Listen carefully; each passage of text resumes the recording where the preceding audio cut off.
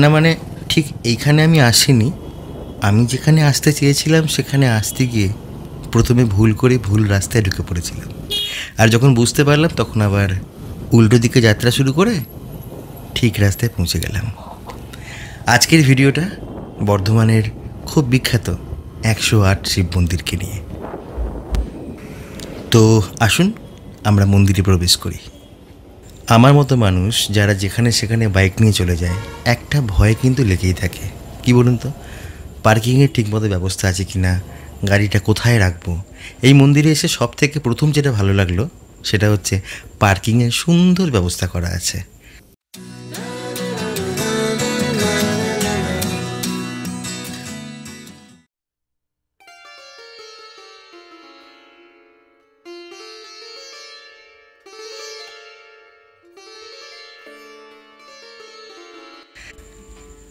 আর তাছাড়া আমার গাড়িটাও তো আমারই মতো এক নিরপরাধ প্রাণ। তারাপীঠের মায়ের মন্দির থেকে আমরা আসছি, দুজনেই খুব ক্লান্ত। আমি না হয় মন্দিরে গিয়ে খুব সুন্দর একটা সময় কাটাবো, ঠাকুরের দর্শন করব, একটু ছাওয়া দেখে বসবো, জিরোবো। গাড়িটাও যে এত সুন্দর একটা নিরাপদে আশ্রয় নিয়ে কিছুটা বিশ্রাম নিতে পারবে, সেটা দেখে প্রথমেই মনটা আমার ভালো হয়ে গেল।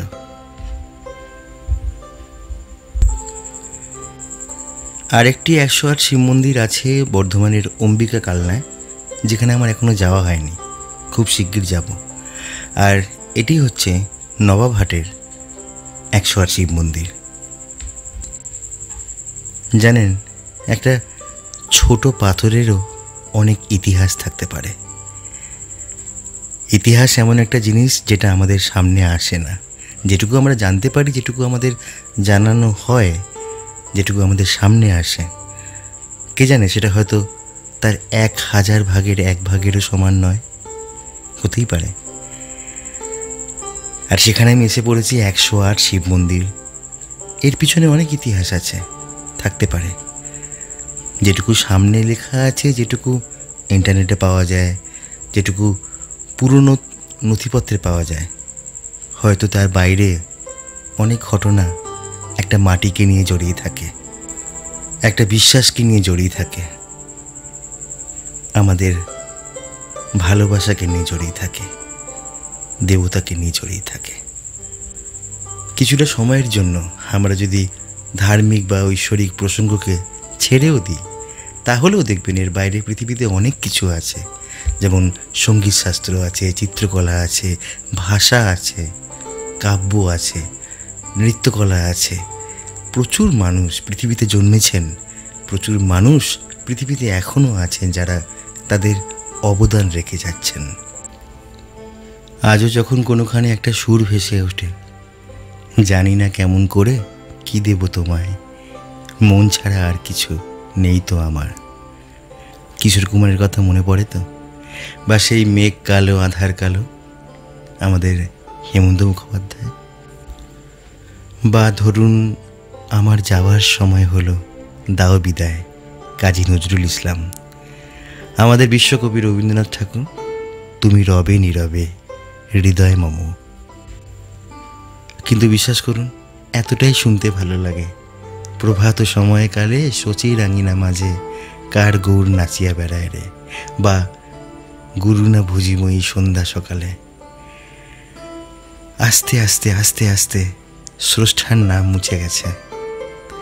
যখন ক্যাসেট পাওয়া যেত আমাদের কলকাতা সিম্ফনি বা এরকম আরও অনেক দোকানে, সেখানে লেখা থাকতো কথা ও সুর প্রচলিত। মানে একটা সমাজের লোকগানে সেই কথা বা সুর অনেকভাবে পরিবর্তিত হয়েছে বা হয়নি, কিন্তু তার রচয়িতা বা স্রষ্টাকে সেটা আস্তে আস্তে মানুষ ভুলে গেছে বা নথি থেকে হারিয়ে গেছে, তাই সেটা প্রচলিত।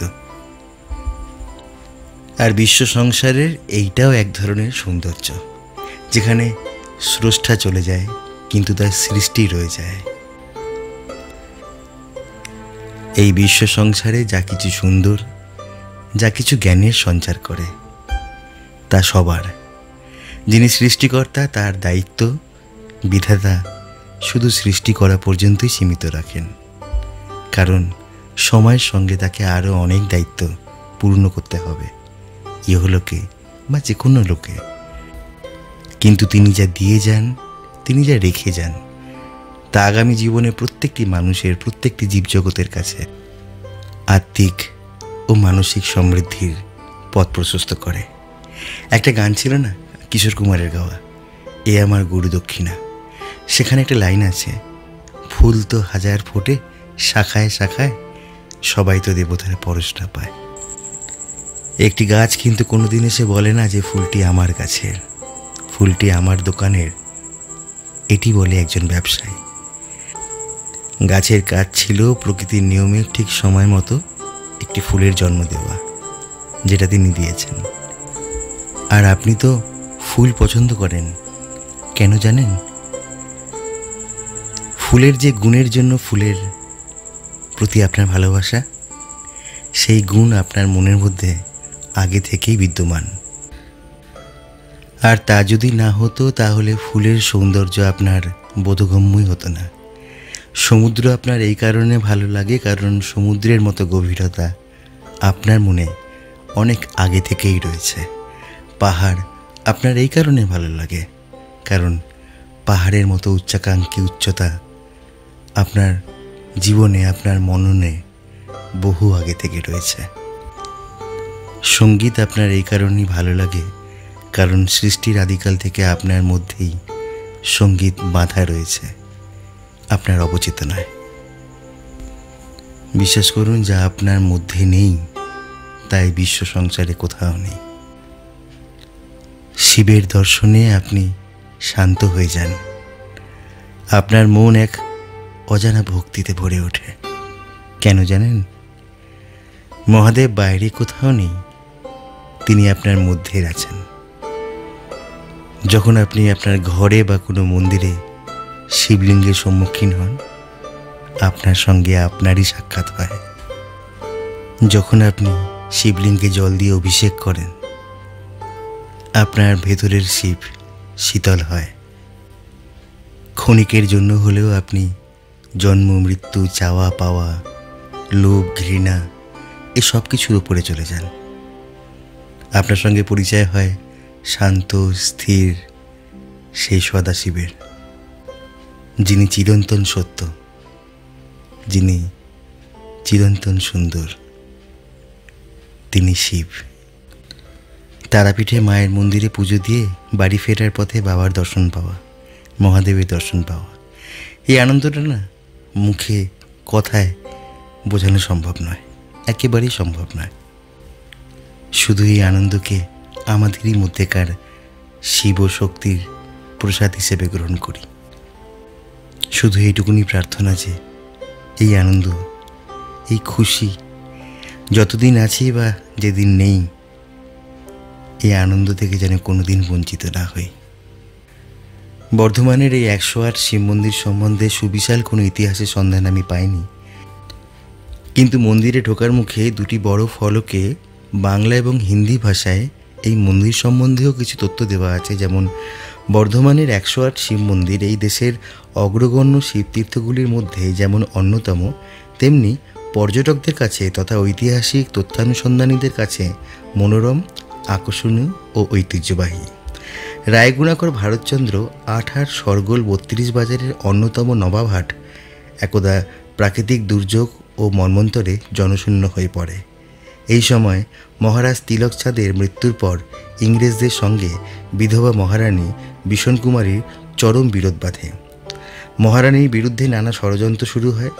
ভক্তিমতী বিষণ কুমারী দৈব অনুগ্রহে দুর্যোগ ও বিপর্যয়ে অতিক্রান্ত হলে ইংরাজি 1788 খ্রিস্টাব্দে এই 108 শিব মন্দির তিনি প্রতিষ্ঠা করেন। এই সময়ে মহারাজাধিরাজ তেজচাঁদ দেবাদিদেবের দাক্ষিণ্যে স্বমহিমায় প্রতিষ্ঠিত হন। জপমালার 108টি ফুলের মতো 108টি স্থাপত্যকে গেঁথে মন্দিরমালা নির্মাণ এক অনন্য সাধারণ শিল্পকীর্তি। বিদেশি ও ভিন রাজ্যের পর্যটকরাও এই মন্দিরমালার প্রশংসায় উচ্ছ্বসিত। কিন্তু কালের নিয়মে একদিন মন্দিরমালা ধ্বংসের মুখে পতিত হয়। 1965 খ্রিস্টাব্দে বিড়লা জনকল্যাণ ট্রাস্টের অর্থানুকূল্যে এর সংস্কারের কাজ শুরু হয়। 1974 সালে মহারাজাধিরাজ উদয় চাঁদ মহতার গঠিত ট্রাস্ট বোর্ড বর্তমানে মন্দিরের রক্ষণাবেক্ষণ, নিত্য পূজা ও সেবাকর্মের দায়িত্ব পালন করে চলেছে। ইতিমধ্যে রুদ্রযজ্ঞের জন্য মণ্ডপ, অতিথি নিবাস, প্রার্থনা কক্ষ, স্নানাগার, শৌচাগার নির্মাণ, মন্দির সংস্কার, উদ্যান রচনা ও পরিচর্যার কাজ সম্পূর্ণ হয়েছে। প্রতি বছর শিবরাত্রি উপলক্ষে প্রদর্শনী, ধর্মীয় সাংস্কৃতিক অনুষ্ঠান সহ মেলার আয়োজন করা হয়। বিশ্বাস করুন, কিছুই বলা হলো না। যেটুকু গিয়ে মনে হয় সেটুকু বলা যায় না। খুব সহজেই যাওয়া যায় ট্রেনে করে বর্ধমান, সেখান থেকে খুব সামান্য দূরত্ব, বা যদি আপনারা হাইওয়ে ধরে নেন তাহলে গুসকরার মোড় থেকে পায়ে হাঁটা দূরত্ব। ভীষণ ভালো লাগবে এবং মন এক অভূতপূর্ব শান্তিতে ভরে উঠবে। বর্ধমানের 108 শিব মন্দির নিয়ে আমার যে ভিডিওটি আছে তার দ্বিতীয় ভাগ পরের ভিডিওতে আসবে, কিন্তু যদি আপনাদের পক্ষে সম্ভব হয় এখানে অবশ্যই আসবেন।